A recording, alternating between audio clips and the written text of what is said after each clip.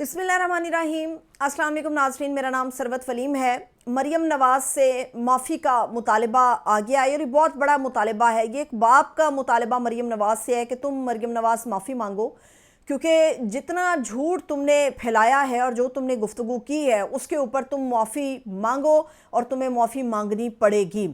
ये हफीज़ुल्लाह न्याज़ी साहब हैं जिनका बेटा हसन न्याज़ी इस वक्त मिलिट्री के हिरासत के अंदर है। 10 साल कैद बामुशक्क़त की उसको सज़ा सुनाई है। और सरगोदा के अंदर एक स्कॉलरशिप प्रोग्राम में कल मरियम नवाज़ ने ये गुफ्तगू की और एक तरफ तो उन्होंने बड़ा दर्द जताया, मगर हसन न्याज़ी के लिए एक गाली के तौर पे उन्होंने इस तरह से तबसरा किया कि इमरान खान का भांजा। और हफीज़ुल्लाह न्याज़ी और उनके अहलिया के लिए, उनके घर वालों के लिए बड़ा दर्द उन्होंने दिखाया कि मुझे बड़ी तकलीफ़ है, माँ बाप किस तकलीफ़ से गुज़रते हैं। लेकिन देखिए ना, इमरान खान का भांजा है, उसने कैसे पतलून उठाई और जो भी मामला थे। ये बात दुरुस्त है कि सियासत के दिल में रहम नहीं होता, मगर आँख में हया मुकम्मल ख़त्म हो गई है। कल मरियम नवाज़ की गुफ्तगू सुनने के बाद आपको ऐसा लगता है, जो औरत खुद एक माँ है वो दूसरे के लिए तजलील का मकाम ढूंढ रही है अपने शीरीं अल्फाज के अंदर। और हफीज़ुल्लाह न्याज़ी साहब ने कहा कि जो कुछ उन्होंने कहा, स्टूडेंट्स के सामने कहा, एक वाक़े को हसन न्याज़ी से मंसूब किया, हालांकि हसन के पीछे कोई नामालूम शख्स था जिसने वो पतलून उठाई और हसन न्याज़ी ने तो वो पतलून नहीं उठाई। और ना ऐसा कोई वाक़या हसन को रिलेट करके आप तबसरा उसके ऊपर कर सकते हैं। तो उन्होंने कहा कि ये वाक़या झूठा है और झूठे वाक़े के ऊपर जो है ना, वो मरियम नवाज़ को माफ़ी मांगनी चाहिए कि उन्होंने जिस तरह से वहाँ पर मौजूद स्टूडेंट्स के सामने बेरब्त होके और आप ये कह सकते हैं कि एग्जैजरेट करके, बढ़ा चढ़ा के इस वाक़े को बयान किया। हफीज़ुल्लाह न्याज़ी साहब ऑलरेडी बड़ी तकलीफ़ के अंदर हैं, लेकिन उन्होंने मरियम नवाज़ को ये पैगाम भी दिया जो मरियम नवाज़ कहती है कि इमरान खान का मैं हीटर बंद कर दूँगी, इमरान खान के लिए मैं ये सब कुछ बंद कर सकती हूँ। तो उसी मरियम नवाज़ से हफीज़ुल्लाह न्याज़ी साहब ने ये कहा कि अगर तो इशारे दे रहे हैं, और जैसे मेरे बेटे को कहा गया कि रहम की अपील पे तुम भी दस्तखत करके दरख्वास्त डाल दो, उन्होंने कहा कि रहम की अपील हो या रिलीफ हो, नहीं चाहिए, इंसाफ चाहिए। और जहाँ तक ताल्लुक़ तो इमरान खान का है ना, जिसके लिए वो इमरान खान के भांजे के तौर पे, गाली के तौर पे हसन न्याज़ी का जिक्र कर रही थी, तो हफीज़ुल्लाह न्याज़ी साहब ने कहा कि ये बात दुरुस्त है कि मेरा इमरान खान के साथ मामला बेहतर नहीं है, लेकिन इमरान खान जो है वो इतना खूबसूरती के साथ अपनी जेल उसने काटी, इतनी बहादुरी के साथ, कि पाकिस्तान में आज तक वैसा सियासतदान नहीं आया। और दूसरी बात यह है कि इमरान खान जो है ना, वो बातों से जादू करता है और उसकी आवाज़ और उसकी गुफ्तगू इतनी मीठी और सहर अंगेज़ होती है कि लोग ना चाहते हुए उसकी तरफ मतवज्जो हो जाते हैं। मेरी लाख दुश्मनी इमरान खान से सही हो। तो एक जगह पे तो उन्होंने मरियम नवाज़ को भी आईना दिखाया और माफ़ी का मुतालबा भी किया। दूसरी जो बड़ी बात मिलिट्री कोर्ट्स के हवाले से है, आज आईनी बेंच के सामने दोबारा से इसकी समाअत हुई है फ़ौजी अदालतों में जो सिविलियंस के ट्रायल है। गुज़श्ता रोज़ भी जस्टिस जमाल मंदुखेल साहब जो हैं उन्होंने उड़ा कर रख दिया अपने जो उन्होंने गुफ्तगू की दौरान समाअत इस केस के, और आज भी उन्होंने हुकूमत हो या कोई और इदारा हो उनको उनकी औकात याद कराई है। पहली बात तो ये कि जस्टिस जमाल मंदुखेल साहब के फ़ैसले कुछ और हों या उनके रिमार्क्स कुछ और हों, वो एक अलग बात है, लेकिन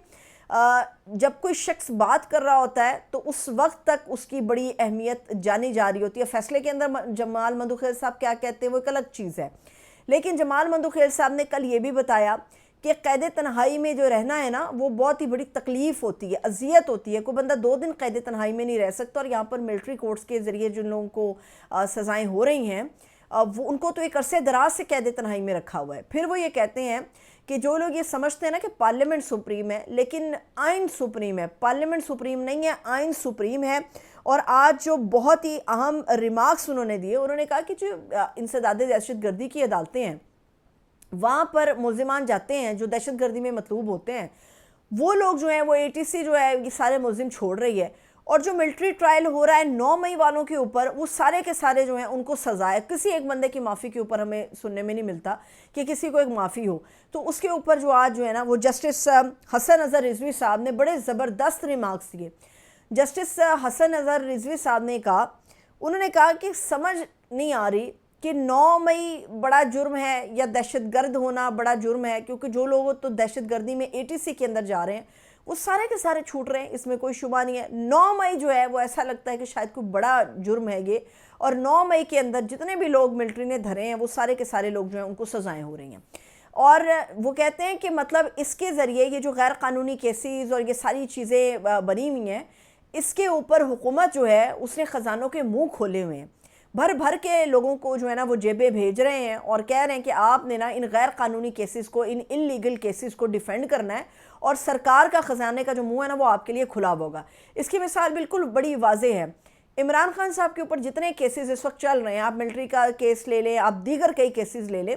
عمران خان صاحب کے اوپر جتنے کیسز چل رہے ہیں اس وقت، اس کے اندر کم سے کم 1 ارب آپ کہہ لیں، کم سے کم کہہ لیں کہ اتنا پیسہ تو سرکاری خزانے سے دیا گیا ہے،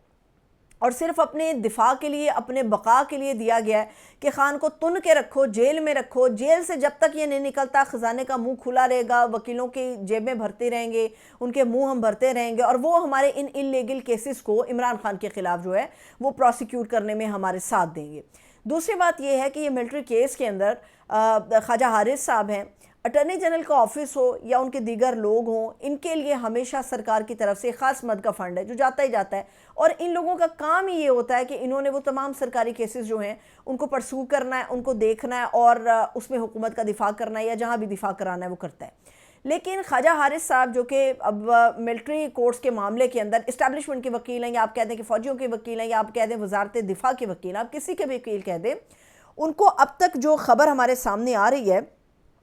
5 کروڑ روپے جو ہے وہ فیس دی گئی ہے۔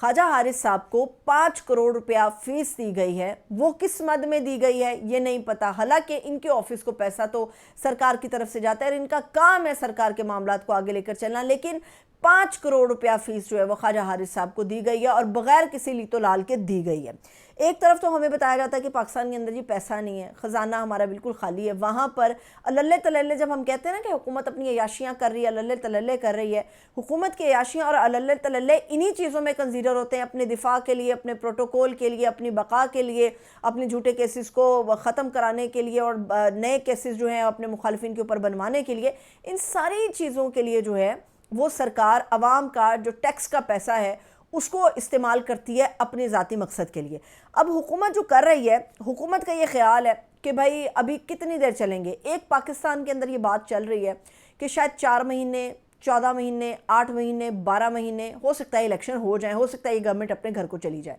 مسئلہ یہ ہے کہ عمران خان صاحب کے ساتھ جو ایک وار شروع کی ہوئی ہے مذاکرات کے نام کے اوپر، اس میں عمران خان صاحب کو گورنمنٹ یہ بتا رہی ہے، مختلف طریقوں سے بتا رہی ہے کہ خان صاحب ہم آپ کو سب دے رہے ہیں، دیکھیں نا کیسز میں ریلیف ہو رہا ہے، خان صاحب ہم نے آپ کے بچوں سے بات کرانے کے حوالے سے کہہ دیا۔ ویسے بچوں سے بات کرانے کے اوپر میں آپ کو یہ بھی بتا دوں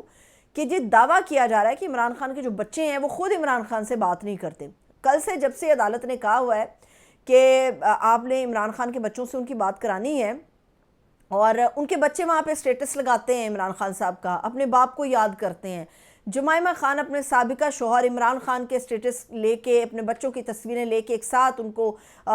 جوڑ کے ایک مونٹاج بنا کے اس کو شیئر کر دیتی ہے، یا کسی بھی طرح ان کو اکٹھا بتا رہی ہوتی ہے۔ ان بچوں کے بارے میں یہاں پر بیٹھے چند صحافی دعویٰ کرتے ہیں کہ جی خان صاحب سے تو وہ بات ہی نہیں کرنا چاہتے، حالانکہ جو پولیس ہے وہ، یا جن کی ذمہ داری ہے وہ لوگ، جیل کے جو سپرنٹینڈنٹ ہیں یا دیگر جو انتظامیہ اور عملہ ہے، وہ عمران خان صاحب کی بات نہیں کراتا۔ اینی ہو، اب حکومت عمران خان صاحب سے جو ہے نا وہ NRO مانگ رہی ہے، کیونکہ وہ کہہ رہی ہے کہ خان صاحب آپ کو اتنا کچھ ہم دلوا رہے ہیں یا دے رہے ہیں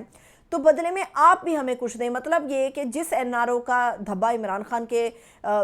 جسم پہ، عمران خان کے کپڑوں پہ، کالر پہ لگانے کی کوشش کی جا رہی تھی، وہ حکومت بڑے مزے سے NRO کا جو توق ہے نا وہ اپنے گلے میں پہن رہی ہے، اور عمران خان سے کہہ رہی ہے بدلے میں آپ خان صاحب ہمیں کچھ دیں۔ بدلے میں حکومت اپنے 5 سال کی مدت کو پورا کرنا چاہتی ہے، لیکن عمران خان صاحب کو بھی یہ بات پتہ ہے کہ اگر وہ اس گورنمنٹ کو 5 سال پورے کرنے دیں گے، جیل میں رہتے ہوئے انہوں نے جو اپنی سیاست زندہ رکھی ہوئی ہے، جیل میں رہتے ہوئے انہوں نے جتنا پبلک کو اکٹھا کیا ہوا ہے، لوگوں کو ایک ہی کال پہ لوگ ہزاروں لاکھوں کی تعداد میں اکٹھے ہو جاتے ہیں، اگر عمران خان صاحب نے ان کے 5 سال پورے کرنے دیے یا انہیں خاموش رہنے کے حوالے سے جو اطلاعات ہیں یا ہاؤس اریسٹ کی جو باتیں ہیں، یہ سیاسی موت ہے۔ عمران خان صاحب بالکل کینوس سے ہٹ جائیں گے، پاکستان کے سیاسی کینوس پہ خان صاحب کا نام نہیں ہوگا، کیونکہ عمران خان کسی کو سوٹ نہیں کرتا، نہ وہ کسی ادارے کو سوٹ کرتا ہے، نہ کرپٹ زدہ حکمرانوں کو سوٹ کرتا ہے، اور نہ ہی کرپٹ اشرافیہ کو سوٹ کرتا ہے۔ اس لیے عمران خان صاحب نے آفر بھی ٹھکرائی، اس لیے عمران خان صاحب حکومت کو NRO نہیں دینا چاہتے، اس لیے عمران خان صاحب جو ہیں وہ پبلک کو موبلائز رکھتے ہیں تاکہ عوام کو یاد رہے کہ یہ کرپٹ لوگ ہیں اور ان کی حکومت کا خاتمہ بڑا ضروری ہے۔ اب حکومت جو ہے پے در پے ایسے کام کر رہی ہے جس سے سراسر اس کو خود کو نقصان اٹھانا پڑ رہا ہے۔ اب حکومت جو کام کر رہی ہے، ابھی یو اے کے جو صدر نہان صاحب آئے ہوئے تھے یہاں پہ اور اس کے اوپر بڑی چیزیں وائرل ہوئیں، بڑی ویڈیوز اور بڑی تصویریں اس کے اوپر وائرل ہوئیں، وہ ایک الگ معاملہ ہے، لیکن یہاں وہ آئے، ہمیں دیا کیا یہ نہیں پتا، لے کے وہ کیا گئے یہ میں آپ کو بتا دیتی ہوں۔ وہ آئے تو یہ ہمیں بڑی خوشخبری کل پرسوں سنائی گئی کہ جی یو اے نے جو 2 ارب کا ہمارا ان کا قرض تھا جو وہ رول اوور کر دیا۔ یہ بہت اچھی بات انہوں نے بتائی، جی رول اوور ہو گیا۔ دیکھیں اب یو اے کے جو ہمارے لوگ ہیں، صدر ہیں، وزیر اعظم، سارے جو شہزادے ہیں، وہ پاکستان سے کتنی محبت کرتے ہیں، بدلے میں ہم نے کیا دیا یہ آپ کو بتا دیتے ہیں۔ پنجاب حکومت نے یو اے ای کو 3 لاکھ مرلے اراضی جو ہے وہ لیز پہ دی ہے، اور اس 3 لاکھ مرلے اراضی کے اوپر جو ہے نا وہ آپ یہ کہہ دیتے ہیں کہ 30 سال کے لیے یہ لیز دی گئی ہے، اور تقریباً 1.5 پیسہ فی مرلہ یہ لیز کا طے کیا گیا ہے۔ 1.5 پیسہ فی مرلہ لیز جو ہے 30 سال کے لیے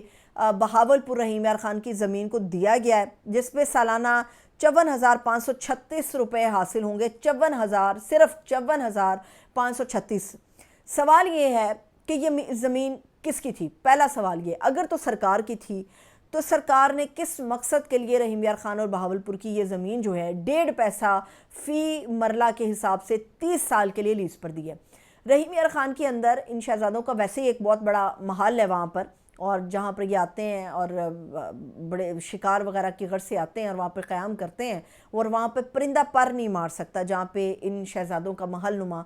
ایک بہت ہی محل ہی کہہ لیں کھڑا کیا ہوا ہے۔ سوال یہ ہے کہ یہ زمین اگر گورنمنٹ نے دی ہے تو اتنے کم ریٹ کے اوپر کیوں دی ہے؟ دوسرا سوال یہ ہے کہ یہ جو زمین 30 سال کے لیے لیز پہ دی ہے، اس زمین کا دینے کا مقصد کیا تھا؟ کن مقاصد کے لیے یہ زمین استعمال کی جائے گی؟ اس کے اوپر ایک اور جو عام سوال بنتا ہے وہ سوال یہ ہے کہ آج تک ہم نے نہیں سنا کہ پاکستانی حکمرانوں کو لیز پہ کسی اور دنیا کے ملک نے زمین دی ہو، کبھی نہیں ہم نے سنا۔ ہاں یہ سنا ہے ہمارے جو وزیر ہیں، ہمارے جو حکمران ہیں، وہ کامیں بنوا کے دیگر دوسرے ملکوں میں نوکریاں کرتے ہیں، کاموں کے اوپر